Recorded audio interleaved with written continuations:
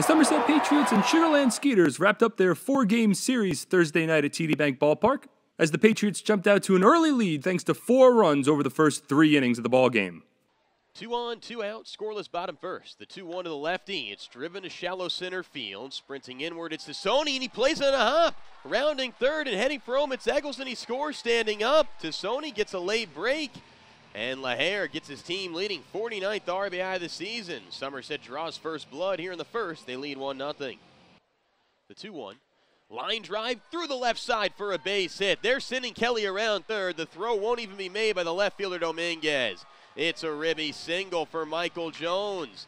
Second on the team in RBI is Jones. Bottom of the order comes through. Patriots pad their lead at 2-0 here in the second.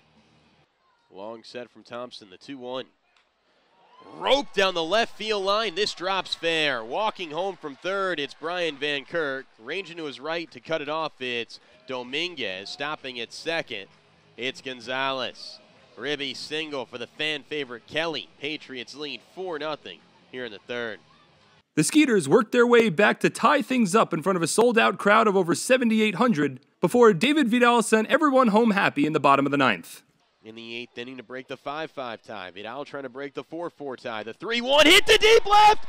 On its way. There it goes. Walk-off home run. David Vidal. He sends 7,825 fans home happy. Patriots win it 5-4 for the 7th time this year in walk-off fashion.